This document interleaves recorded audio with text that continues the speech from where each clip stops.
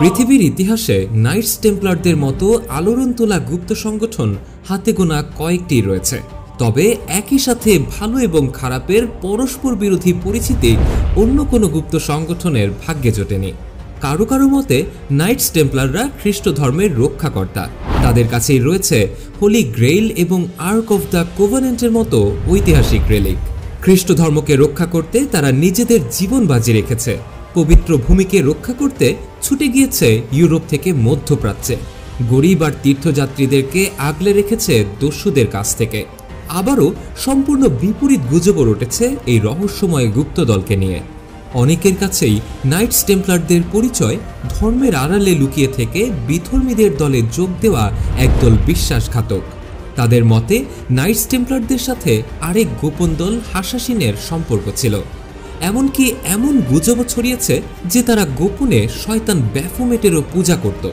খ্রিস্ট ধর্মকে ব্যবহার করে অঢেল সম্পদের মালিক হওয়া নাইটস টেম্পলারদের নিয়ে কনস্পিরেসি থিওরিও কম নয়।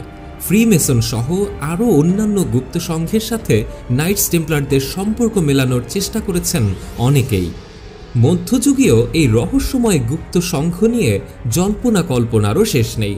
সেই ভিক্টোরিয়ান যুগের ইতিহাস নির্ভর উপন্যাস আইভানহো কিংবা সাম্প্রতিক সময়ে ড্যান ব্রাউনের দ্য ভিঞ্চি কোড, সবকিছুতেই উঠে এসেছে নাইটস টেম্পলারদের রহস্যময় উপাখ্যান। কিন্তু আসল নাইটস টেম্পলার কারা? তাদের সাথে কি আসলেই গোপন কিছু সম্পৃক্ততা রয়েছে? তারা কি আদপে রহস্যময়, নাকি তাদেরকে এভাবে উপস্থাপন করার চেষ্টা করা হয়েছে?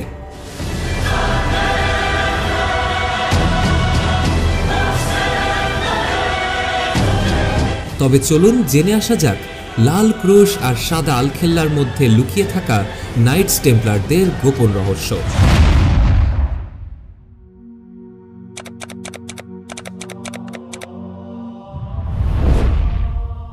পোপ দ্বিতীয় আরবানের ডাকে সাড়া দিয়ে ইউরোপ থেকে হাজার হাজার খ্রিস্টান ছুটে গেল জেরুজালেমের দিকে। মুসলিমদের কাছ থেকে ছিনিয়ে নিতে হবে নিজেদের পবিত্র ভূমি। সিরিয়া থেকে ফিলিস্তিনের বিশাল পথ হেঁটেই পাড়ি জমালো তারা। অবরোধ করে রাখল পুরো শহর। 1 মাসেরও বেশি সময় ধরে অবরোধ করে রাখার পর অবশেষে জেরুজালেমে ঢুকে পড়ল ক্লান্ত পরিশ্রান্ত যোদ্ধারা।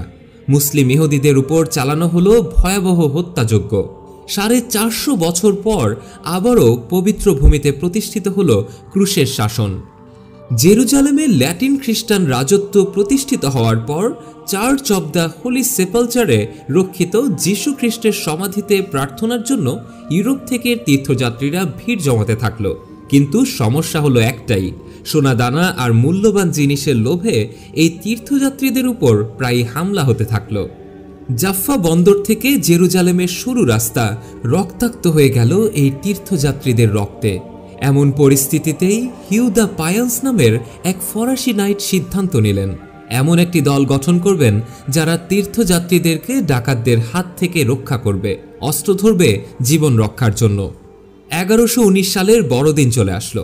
প্রথম ক্রুসেডের পর 20টি বছর পেরিয়ে গেছে। টেম্পলার গ্র্যান্ডমাস্টার হিউ দ্য পায়ান্স তার মতো আরও 8 জনকে খুঁজে পেলেন। যিশুর জন্মবার্ষিকীতে চার্চ অব দ্য হোলি সেপালচারে রাখা যিশুর সমাধির পাশে 9 জন শপথ নিলেন খ্রিস্ট ধর্মের জন্য নিজের জীবন বিলিয়ে দেবেন। জীবন ধারণ করতে হবে গরিবদের মতো, নারী সঙ্গ থেকে দূরে থাকতে হবে, আর সর্বদা টেম্পলার গ্র্যান্ডমাস্টারের প্রতি অনুগত থাকতে হবে। এই 3টাই ছিল নাইটস টেম্পলার হওয়ার জন্য শপথের মূল কথা। সন্ন্যাসী আর নাইট দুটোই একে অপরের সম্পূর্ণ বিপরীত, কিন্তু নাইটস টেম্পলার তৈরি হওয়ার পর এই দুটো পেশাই এক জায়গায় হয়ে গেল। সন্ন্যাসীদের মতো জীবন ধারণ আর সিংহের মতো লড়াই, খ্রিস্ট ধর্মের সেবা করার জন্য এর চেয়ে উত্তেজনাকর আর কী বা হতে পারে? গ্র্যান্ডমাস্টার হিউ দ্য পায়ান্সের সাথে জেরুজালেমের রাজা দ্বিতীয় বোল্ডুইনের ঘনিষ্ঠতা আগে থেকেই ছিল, তাই তাকে পৃষ্ঠপোষক হিসেবে পেয়ে বেশ ভালোই সুবিধা হলো নাইট টেম্পলারদের। রাজা তাদেরকে থাকার জায়গা করে দিলেন মাউন্ট টেম্পলে। খ্রিস্টান কিংবদন্তি অনুযায়ী আল আকসা মসজিদ গড়ে উঠেছে রাজা সোলোমনের পবিত্র মন্দিরের ধ্বংসাবশেষের উপরেই, এবং এখান থেকেই হিউ দ্য পায়ান্স তার সংগঠনের নাম ঠিক করলেন the poor fellow soldiers of Christ and of the temple of Solomon, কিংবা সংক্ষেপে নাইটস টেম্পলার্স। নাইটস টেম্পলারদেরকে নিয়ে এ সময় থেকেই বিভিন্ন গুজব ছড়িয়ে পড়েছিল। নাইটসরা সম্ভবত মাউন্ট টেম্পলের নিচের কোনো গোপন সুড়ঙ্গ খুঁজে পেয়েছে, যেখানে রয়েছে রাজা সোলোমনের বিশাল সম্পদ। সেই সঙ্গে রয়েছে আর্ক অফ দ্য কোভেনেন্ট আর হোলি গ্রেইলও। গুজব যাই হোক না কেন, শুরুতে নাইটস টেম্পলাররা নাম আর কাজ উভয় দিক থেকেই ছিল কর্পদক্ষশূন্য। তারা নিজেদের সাথে কোনো রকম টাকা পয়সা বহন করতে পারত না। সপ্তাহে মাত্র 3 বার মাংস খাওয়ার অনুমতি মিলত, আর থাকা খাওয়া সহ নিজেদের প্রয়োজনের সবটুকুই মেটাতে হতো তাদের কাছে পাঠানো অল্প কিছু দান খয়রাত থেকে। তবে কিছুদিনের মধ্যেই নাইটস টেম্পলারদের নামের পাশে যুক্ত হতে থাকলো ভারী ভারী সব নাম। বার্নার্ড দি ক্লেয়ারভোয়া ছিলেন এমনই একজন ইউরোপের চার্চে প্রভাবশালী এবং একই সাথে বেশ ধনী এই ব্যক্তি ভাতৃসংঘের প্রথম 9 ভাইয়ের একজন ভাতিজাও ছিলেন। ক্লেয়ারভোয়ার সহায়তায় পোপের সম্মতি পেয়ে গেল নাইটস টেম্পলাররা। এর ফলে তারা একদিকে যেমন শুধুমাত্র তাদের কাজের জন্য পোপের কাছে জবাবদিহি করার সুযোগ পেল, অন্যদিকে এর ফলে নাইটস টেম্পলারদেরকে সাহায্য করতে হাত বাড়িয়ে দিল পশ্চিম ইউরোপের ধনিক সমাজ, যারা ক্রুসেডের সহায়তাকারীদের নামের তালিকায় নিজেদের নামও দেখতে চাইত।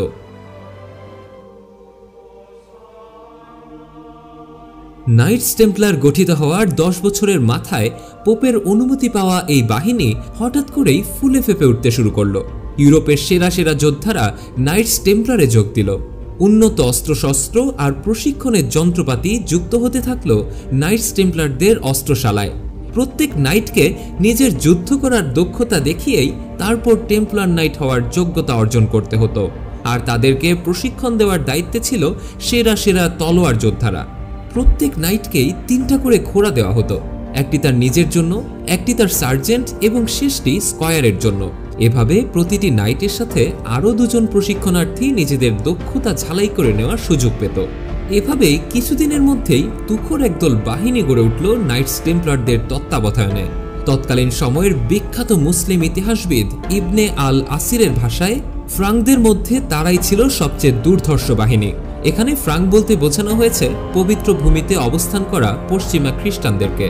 কিছুদিনের মধ্যেই টেম্পলাররা আর জেরুজালেমের তীর্থযাত্রী রক্ষার কাজে সীমাবদ্ধ রইল না, বরং তারা পুরো খ্রিস্টান জগৎকেই রক্ষা করতে ইউরোপের এই মাথা থেকে সিরিয়া পর্যন্ত ছড়িয়ে পড়ল।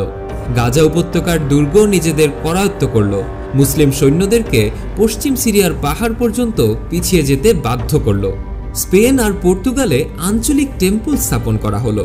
স্প্যানিশ আর পর্তুগিজ খ্রিস্টানদের সাথে একসাথে নেমে পড়ল আল আন্দালুস থেকে মুসলিম শাসন উচ্ছেদ করতে। যুদ্ধক্ষেত্রে কোনো নাইট কখনোই আত্মসমর্পণ করতে পারবে না যতক্ষণ না টেম্পলারদের ক্রুশ আঁকা পতাকা ধুলোয় গড়াগড়ি খাবে। আর তারপরও যদি সুযোগ থাকে তবে যুদ্ধক্ষেত্রের অন্য খ্রিস্টান অর্ডারের সাথে যোগ দেওয়ার চেষ্টা করতে হবে মৃত্যুর আগ পর্যন্ত। যুদ্ধক্ষেত্র থেকে পালানো মানে টেম্পলার হাউস থেকেই বহিষ্কৃত হওয়া। তাছাড়া টেম্পলার নাইটদের কাছে যুদ্ধে মৃত্যু খুবই সম্মানীয় একটা বিষয়। তাদের বিশ্বাস মতে এর ফলে তারা সরাসরি স্বর্গে প্রবেশ করবেন। তাই পুরো পবিত্র ভূমিতে টেম্পলারদের লাল ক্রুশ আঁকা সাদা আর কালো আলখিল্লা মোড়ানো এই মৃত্যু ভয়হীন নাইটদেরকে সমীহ করে চলত সবাই। তুর্ক সুলতান ইমাদ আল দিন জেঙ্গির এডেসা শহর দখলের ফলশ্রুতিতে তা পুনরায় দখল করতে পোপ 3য় ইউজেন 2য় ক্রুসেডের ডাক দেন, কিন্তু তাতে শোচনীয়ভাবে পরাজয় বরণ করে নেয় ক্রুসেডাররা। মুসলিম বাহিনীর 20,000 সৈন্যের বিপরীতে খ্রিস্টানদের সৈন্য মারা যায় প্রায় 2 লক্ষ।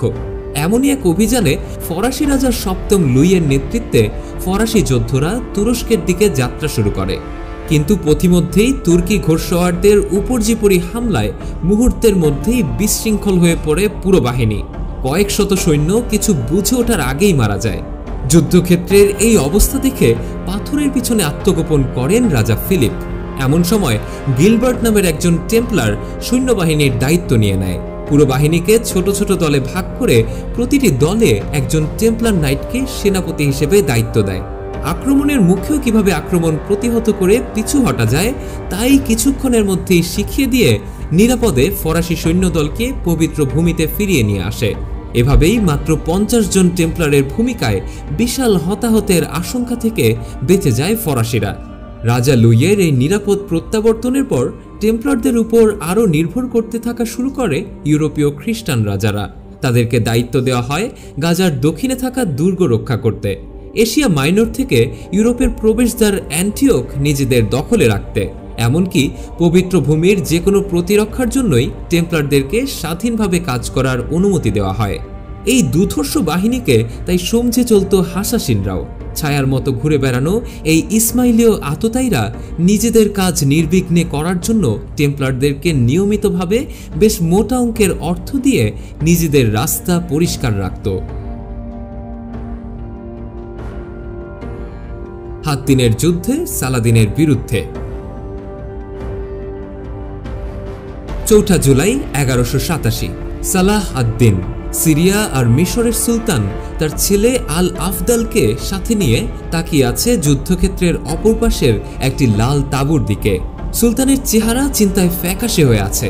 তার যোদ্ধারা কয়েক ঘন্টা ধরে যুদ্ধ করছে। অসহনীয় গরম, ধুলা আর ধোঁয়ার মধ্যেই নিজেদের সেরাটা দেওয়ার চেষ্টা করছে। হাজার হাজার ঘোড়া আর বর্মে ঢাকা ক্রুসেডারদের মৃতদেহ পড়ে আছে পুরো মাঠ জুড়ে। শত্রু খ্রিস্টান রাজা গি অফ জেরুজালেমের নেতৃত্বে ছুটে আসা বিশাল বাহিনী দাঁড়াতেই পারেনি তার বাহিনীর সামনে।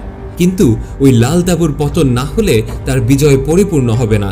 উৎফুল্ল আল আফদাল চিৎকার করে উঠল, খ্রিস্টান বাহিনী পিছু হটছে। শান্ত হও, সালাহ আদ-দিন ধমকে উঠল। আমরা এখনো তাদেরকে হারাতে পারিনি, ওই তাঁবুর এখনো পতন হয়নি। কিছুক্ষণের মধ্যেই তার চিন্তা আনন্দে রূপ নিল। মুখ থেকে ভেসে আসলো আল্লাহু আকবার। তাঁবুর ভেতর থেকে রাজা গিকে ধরে নিয়ে আসা হচ্ছে।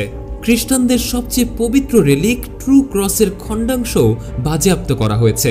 বেঁচে থাকা ক্রুসেডারকে ধরে নিয়ে আসা হলো দাস হিসেবে বিক্রি করার জন্য।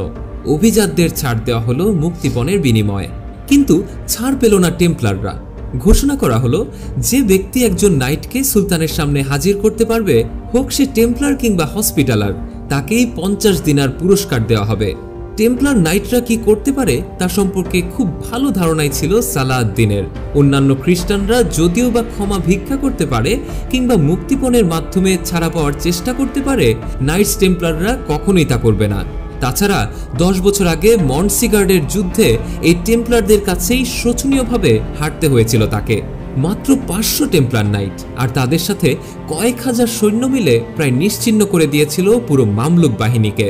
26,000 যোদ্ধার প্রায় 90% মারা পড়েছিল এই টেম্পলারদের হাতে। এজন্য বেদুইনদের কাছে বিদ্রুপও কম শুনতে হয়নি তাকে। সালাহ আদ-দিনের ব্যক্তিগত সহকারী আর জীবনী লেখক ইমাদ আল-দিনের ভাষায়, এই ফ্রাঙ্করা কখনোই শত্রুতা পরিত্যাগ করবে না এবং তারা দাস হিসেবেও অবাধ্য। তাই তিনি প্রত্যেক টেম্পলারের ধর থেকে মাথা আলাদা করে ফেলার আদেশ দিলেন। কিন্তু পেশাদার জল্লাদ নয়, সালাহ আদ-দিন তার সাথে থাকা সাধারণ মানুষ যাদের এ ধরনের কোনো অভিজ্ঞতাই নেই, তাদেরকে এ কাজ করার অনুমতি দিলেন। মুসলিমদের সবচেয়ে বড় শত্রু এই টেম্পলারদেরকে খুন করতে তাই এগিয়ে এলো সুফি, আইনজীবী আর পণ্ডিতরা। কয়েকজন খুব দ্রুতই তাদের কাজ শেষ করে ফেললেন, কিন্তু কয়েকজন অনভিজ্ঞ তাদের ভোঁতা তলোয়ার দিয়েই টেম্পলারদের উপর ঝাঁপিয়ে পড়লেন। ইমাদ আল-দিন লিখেছেন, কয়েকজন এতটাই অদ্ভুতভাবে তলোয়ার চালাচ্ছিল যে শেষ পর্যন্ত অন্যদের দিয়ে কাজ শেষ করতে হয়েছিল। সালাহ আদ-দিন বাগদাদে চিঠি পাঠালেন, একজন টেম্পলারও আর বাঁচেনি, এবং তিনি প্রায় ঠিকই লিখেছিলেন। তার এই আদেশ দেওয়ার পেছনে আরও একটি প্রধান কারণ ছিল, যেন টেম্পলাররা আর কখনোই মুসলিমদের বিরুদ্ধে উঠে না দাঁড়াতে পারে। ব্যাংকার টেম্পলার। হাত্তিনের যুদ্ধে হেরে যাওয়ার পর জেরুজালেমও ক্রুসেডারদের হাত থেকে চলে যায় মুসলিমদের হাতে। ঠিক 5 বছর পরেই তৃতীয় ক্রুসেডের মাধ্যমে একার শহর সহ পবিত্র ভূমির বেশ কিছু এলাকা পুনরায় দখল করে নেয় রিচার্ড দি লায়ন হার্টের নেতৃত্বে থাকা ক্রুসেডাররা। যদিও তারা জেরুজালেম দখল করতে পারেনি, টেম্পলাররা এবার তাদের নতুন আস্তানাগারে বন্দরনগরী একারে, সেখান থেকে পরিচালিত হতে থাকে বাহিনীটির কার্যক্রম। কিন্তু যুদ্ধে প্রচুর লোকবল হারানোর কারণে টেম্পলারদের উঠে দাঁড়াতে বেশ সময় লেগে যায়।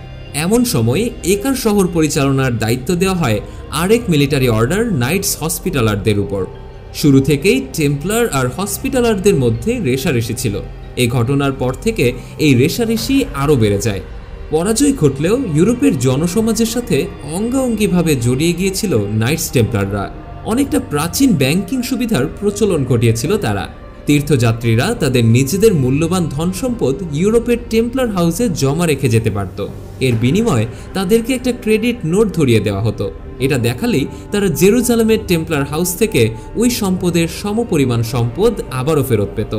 এর মানে হচ্ছে পবিত্র ভূমির অনিরাপদ জায়গাগুলোতেও তাদেরকে তাদের মূল্যবান সম্পদ চুরি হয়ে যাওয়ার আর কোনো ভয় থাকতো না। এমন গুজবও ছড়িয়েছে যে টেম্পলাররা তাদের ব্যাংকনোটে বিশেষ ধরনের গোপন কোড লিখে দিত, যার ফলে তারা বুঝতে পারত যে নোটের আসল মালিকটাকে। ইউরোপের অভিজাত লোকেরাও ক্রুসেডে যোগ দেওয়ার আগে তাদের জমি জমার সম্পত্তি টেম্পলারদের হেফাজতে রেখেই যুদ্ধে যোগ দিত। এভাবেই ধন সম্পদ লেনদেন করার ফলে অল্প কিছুদিনের মধ্যেই বিশাল সম্পত্তির মালিক বনে যায় টেম্পলাররা। এছাড়া অভিজাত আর গণ্যমান্যদের সাথেও তাদের আর্থিক একটা সম্পর্ক গড়ে ওঠে। জমি জমা, আঙ্গুর ক্ষেত কিনে নেয় তারা, আমদানি রপ্তানির ব্যবসা শুরু করে, যুদ্ধের সময় রাজাদের ধার দেওয়া শুরু করে, গড়ে তোলে নিজেদের বিশাল জাহাজবহর। এমনকি সম্পূর্ণ সাইপ্রাস দ্বীপও রিচার্ড দ্য লায়ন হার্টের কাছ থেকে কিনে নিয়েছিল তারা, যদিও পরবর্তীতে তেমন কাজে না লাগায় তা পুনরায় বিক্রিও করে দেয়। দুই মহাদেশ জুড়ে ছড়িয়ে থাকা টেম্পলারদের এই সম্পদ আর ক্ষমতা সহজেই নাইটস হসপিটালার আর টিউটনিক নাইটদের ঈর্ষার কারণ হয়ে দাঁড়ায়। তার চেয়েও বড় কথা, এখন ইউরোপের ক্ষমতাধর ব্যক্তিরাও তাদের কাছে ঋণগ্রস্ত।